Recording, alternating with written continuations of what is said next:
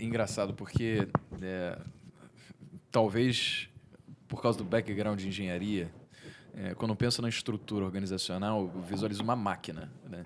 Por exemplo, eu quero que uma pessoa ela seja parte de um squad para assumir uma determinada função, para eu garantir que essa engrenagem está rodando. Eu não preciso mais me preocupar com isso, porque eu já montei um pouquinho. Só que pessoas não são engrenagens, né? São seres humanos que querem outros inputs, querem viver outras experiências e não é que nenhuma máquina de fato.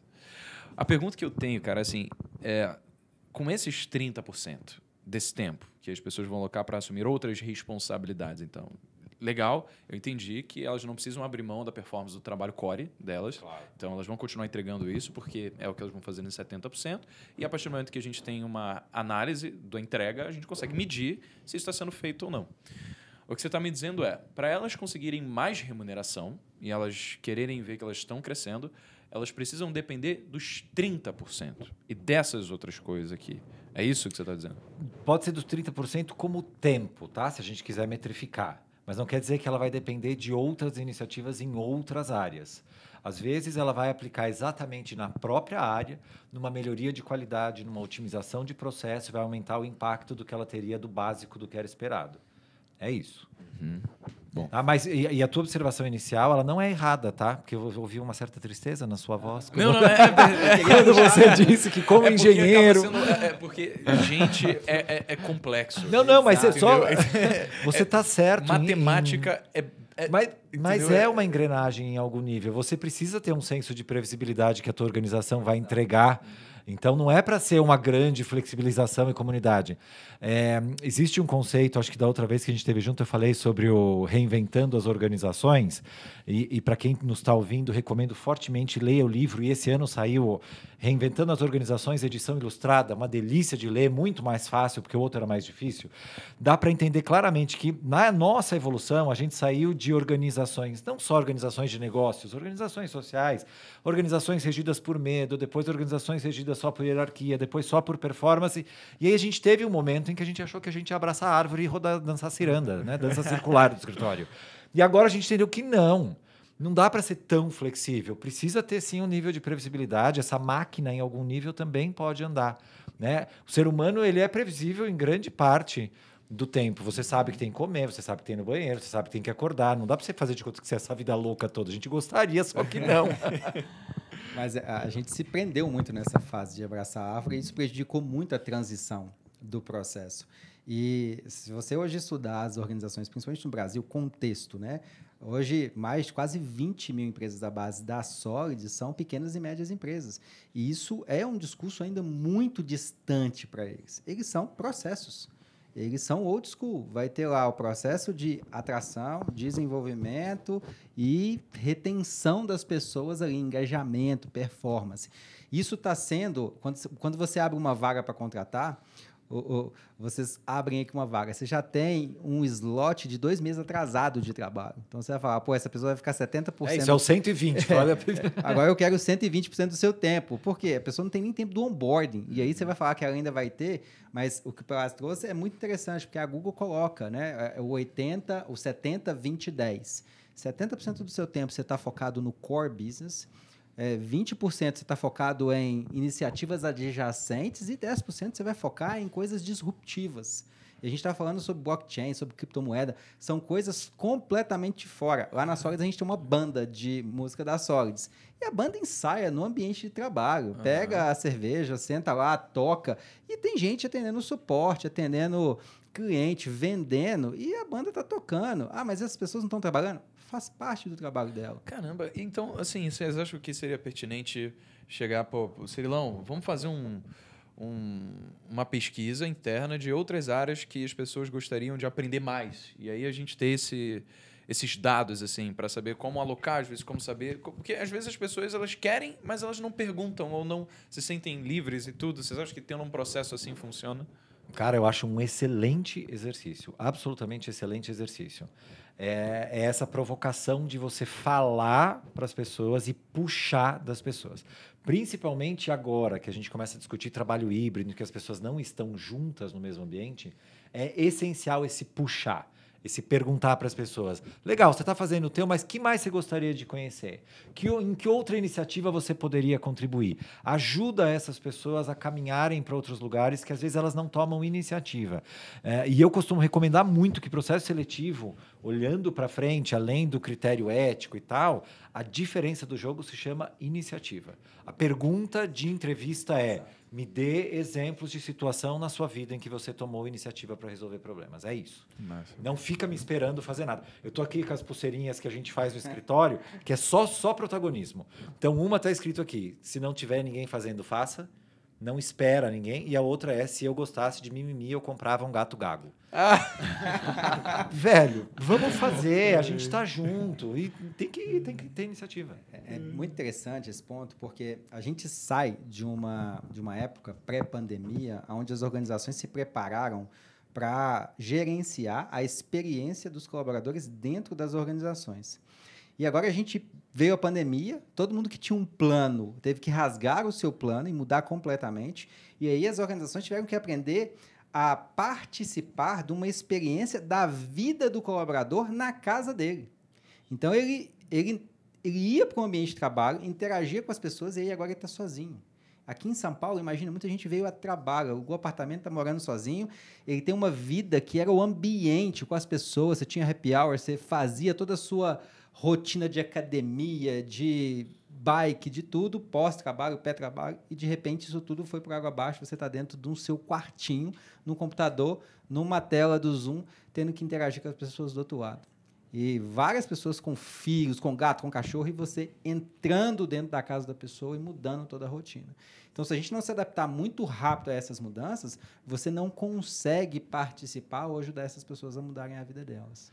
E deixa eu fazer uma pergunta dentro dessa questão do trabalho híbrido, de a gente conseguir conciliar o presencial com essa flexibilidade para as pessoas trabalharem da casa delas, de onde elas se sentem mais produtivas e tudo mais.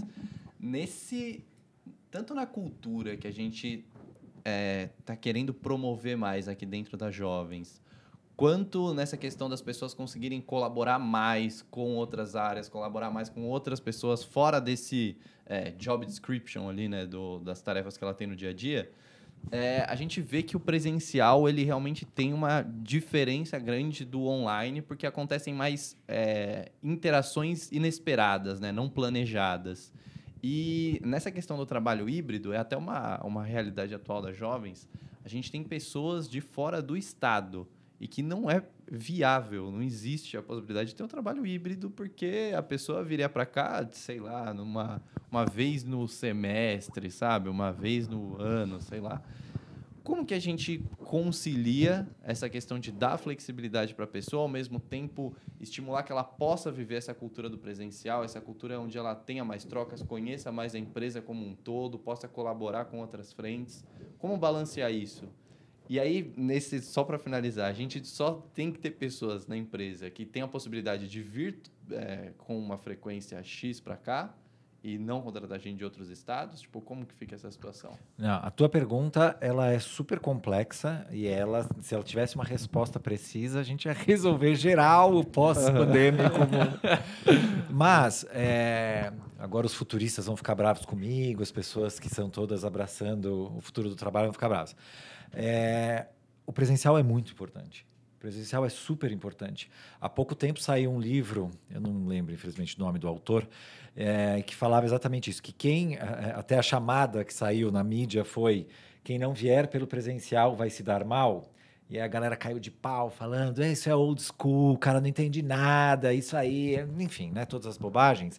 Mas o fato é que o relacionamento humano ele é muito construído presencialmente. Muda, né? A gente sabe que está mudando, está evoluindo, mas organizacionalmente o tempo de resposta do presencial ele é diferente, a criatividade do presencial ela é diferente. Então, tua pergunta final, que foi: devo só contratar gente do estado? De jeito nenhum. Você contrata o melhor talento, a melhor pessoa que pode te entregar aquele 70%. Agora, ela tem que ter um nível de maturidade e consciência para saber que vai ser difícil pedalar para ela se destacar e aumentar a contribuição neste perfil. É possível, claro que é possível. Ela pode trazer coisas incríveis para a tua organização, mas talvez não seja par e par alguém que está presencialmente fazendo a mesma coisa, com o mesmo perfil, com o mesmo conhecimento, sentado do seu lado. E não é seu papel corrigir essa diferença. E isso, para mim, é o X da questão e que é a grande briga hoje. Então, você é remote first. Velho, jura? Nós estamos 20 pessoas numa sala trabalhando, aí eu vou conversar com o David aqui do lado. Não, peraí, que você não falou com o Joca que está ali na tela. Peraí, ó, eu vou fazer o comentário de novo pro Joca. Já Velho, não dá, o dinamismo do presencial não tem essa pausa. Então, cara, alguma coisa você vai perder em prol deste benefício. O remoto, ele é um benefício, ele não é uma obrigação. E a gente pode trabalhar e se dar abertura para que a pessoa possa potencializar a entrega. Mas, acima de tudo, discussão de trabalho híbrido não é discussão sobre lugar. Né? Todo mundo fala, 2 dias no escritório, 3 dias em casa ou vice-versa. Essa não é a discussão. Trabalho híbrido é sobre clareza de expectativa, sobre metodologia de mensuração de resultados, como acabamos de falar, sobre nível de autonomia, sobre perfil de desenvolvimento humano. É bem mais complexo do que só o lugar. E aí a pessoa que decide trabalhar remotamente, enxergando toda essa complexidade do híbrido, vai saber lidar com as pecinhas do Lego que ela ganhou. Tá? Então, não precisa impor vir para o escritório, nem estar lá. Mas todo esse sistema que a gente discutiu sobre levantamento de percepção, ele é fortemente influenciado se eu não te vejo. Tá? Por exemplo, na minha história, talvez vocês tenham exemplos também, se você tem uma pessoa que está passando por um problema pessoal e ela está... divórcio, que é um problema pessoal que às vezes não é tão grave, porque na verdade é até uma separação que talvez tivesse que acontecer, e a pessoa está brava por causa do divórcio. Mas ela está brava, não é que ela está magoada, não é que ela sofreu, ela só está brava com o divórcio, e aí ela começa a ficar de cara amarrada no escritório, ela já não tem o mesmo tato com você já começa a enxergar que a contribuição do como dela já não é tão legal, isso começa a fazer com que a performance dela caia.